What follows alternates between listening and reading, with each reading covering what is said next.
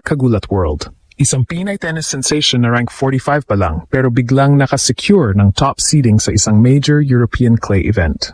Oh, breaking news. Confirmed na si Alexander Ayala ay maglalaban sa WTA 125 Catalonia Open Solgirones sa Labispal de Empordà, Catalonia, Spain ngayong April 27. Diretsahan siyang naka-seed number 5 sa main draw entry list na bagong inilabas. At grabe ang field, punong-puno ng heavy hitters. Imagine niyo.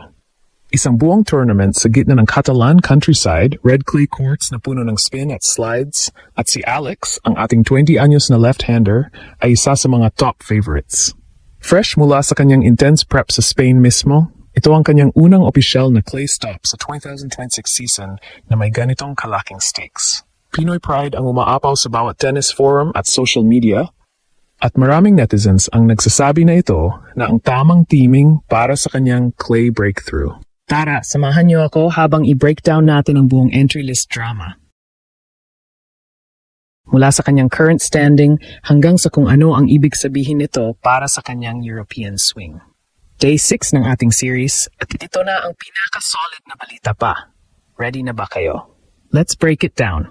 Bago tayo mag-dive sa entry list, balikan muna natin kung nasaan si Alex ngayon. Bilang ang highest-ranked Filipino tennis player ever, siya ay patuloy na nag-aangat ng bandila sa WTA Tour. Career high ranking niya ay nasa top 30 at kahit may kaunting dip sa rank 45, ang momentum niya ay hindi pa rin mapipigil. Mula sa kanyang breakout run sa hard courts, ngayon ay full focus siya sa clay transition, yung surface na kilala sa pagiging brutal pero rewarding kapag nakuha mo ang rhythm. Si Alex ay hindi basta player na nag-a-adjust lang. Siya ay isang strategist na nag-aaral ng bawat detalye, mula sa higher topspin, mas mabagal na rallies, hanggang sa mental toughness na kailangan sa mahabang laban sa dirt. At dahil nasa Spain siya nagbabase, ang lahat ng training sessions niya ay may direct access sa world-class clay facilities. Ordinaryong Pinay sa paningin ng iba, pero sa loob ng court. Isang calculated machine na handa ng mag-claim ng bagong territory sa European clay swing. At ngayon, ang pinaka-breaking na balita. Bagong inilabas ang main draw entry list ng Catalonia Open Solgirones at nandito na si Alex bilang number 5 seed. Tingnan niyo ang full list. Nasa itaas si Leylah Fernandez mula Canada bilang top seed, susunod si Xinyu Wang mula China, Ann Lee ng USA, Katerina Siniakova ng Czech Republic at boom, position 5, si Alex ng Pilipinas, rank 45. Kasunod niya sina Peyton Stearns, Jessica Buzas-Manero, Laura Sigmund, Barbora Krejcikova at marami pang solid names hanggang sa lower seeds. Ito ay isang 32-player main draw sa clay na may prize money na humigit kumulang $115,000 at mahahalagang ranking points. Ang lokasyon? Labispal de Empordà, isang magandang bayan sa Catalonia, Spain. Malapit lang sa Mallorca kung saan siya nagde-training. Parang home court advantage na may dagdag na twist. Hindi lang basta entry, seeded siya, ibig sabihin may buy o favorable early matchups at diretsong pagkakataon na mag-ipon ng points para umakyat ulit sa rankings. Ang draw na ito ay puno ng variety, mula sa aggressive baseline players hanggang sa experienced clay specialists. Pero para kay Alex, ito ang perpektong testing ground. Ang kanyang lefty game ay may natural advantage sa clay. Yung wide serves at sharp angles na maaring magdulot ng problema sa karamihan. At dahil malapit lang ito sa kanyang training base, walang jet lag, walang adjustment period, diretso na ang focus sa pagwawagi. Hindi pa tapos ang announcement, sumabog na ang tennis world. Sa social media, libo-libong Pinoy at global fans ang nag-share ng entry list at ang daming positive vibes. Marami ang na-excite kasi parang ito na ang simula ng kanyang clay season dominance. Seeded number 5 sa Spain, Pinoy power talaga ang collective sentiment. Yung iba, nakikita ang bigger picture. Malapit sa Nadal Academy, may access sa elite coaching at ngayon ay may tournament na nasa backyard niya mismo.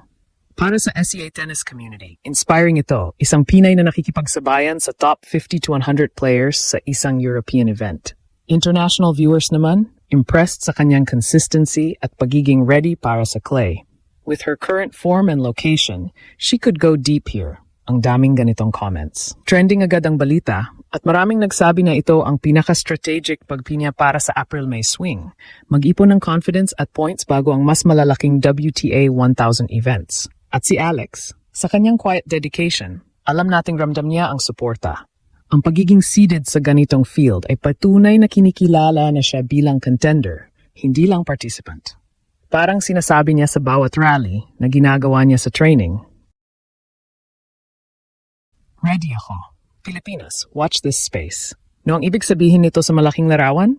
Ginulat ni Alex ang mundo na kahit may ranking dip, kahit bagong sa full clay grind, kaya niyang maging top seed sa isang competitive WTA 125 event sa Europe.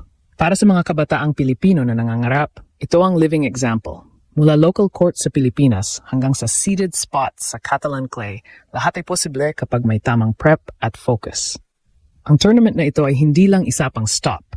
Ito ang gateway para sa kanyang mas malalaking clay goals. Malapit sa academy, malakas ang field at puno ng opportunity para sa ranking climb. Habang hinihintay natin ang unang laban niya, ang buong Pilipinas ay nasa likod niya. Mga kababayan sa Spain, Europe at Pinas, lahat nag-aabang ng kanyang unang clay win streak. Pinoy power sa pinakadalisay na anyo. Kaya mga kaibigan, kung hindi pa ninyo napanood ang entry list, tingnan niyo agad at isave ang dates para sa live coverage ng Catalonia Open Solgerones. Panoorin niyo si Alex at damahin ang excitement. At sa iyo, Alex, congrats sa pag-secure ng spot na to. Patuloy kang mag-dominate at ipagmalaki mo ang Pilipinas sa bawat slide at winner sa red dirt. Grabe talaga. Si Alex ang ating pride and joy ay patuloy na nagpapakita na walang imposible para sa isang determined Pinay. From her early days sa Milo Clinics hanggang sa pagiging trainee ni Tony Nadal sa Rafa Nadal Academy at ngayon ay seeded number 5 sa WTA 125 Labispal Tournament sa Catalonia. Isa't isa niyang tinutupad ang mga pangarap na dati parang malayo pa. Ito ay hindi lang isang ordinaryong tournament entry para sa kanya. Ito ay isang statement na handa na siyang makipagsabayan sa mga top players sa clay surface. Nakilala nating isa sa pinakamahirap na challenge sa tennis. Dahil malapit lang ito sa kanyang training base sa Spain, may home court advantage siya at ramdam na ramdam ang suporta ng buong Pilipinas. Maraming netizens ang nagsasabi na this could be her breakout clay season. At totoo nga, kung magtatagumpay siya rito, malalaking ranking points at confidence ang makukuha niya bago pa man dumating ang mas malalaking events tulad ng Madrid at French Open. Para sa atin na mga kababayan, si Alex ang buhay na patunay na kahit saan ka manggaling, kahit anong ranking mo ngayon, kung may tamang preparation, dedication, at suporta mula sa pamilya at bayan, kaya mong umangat. Siya ang inspirasyon ng libu-libong batang Pilipino na nangangarap maging athlete na pwede kang maging world-class kahit mula sa Pilipinas. Kaya habang nag-aabang tayo sa kanyang mga laban sa Labispal, sama-sama nating ipagmalaki siya.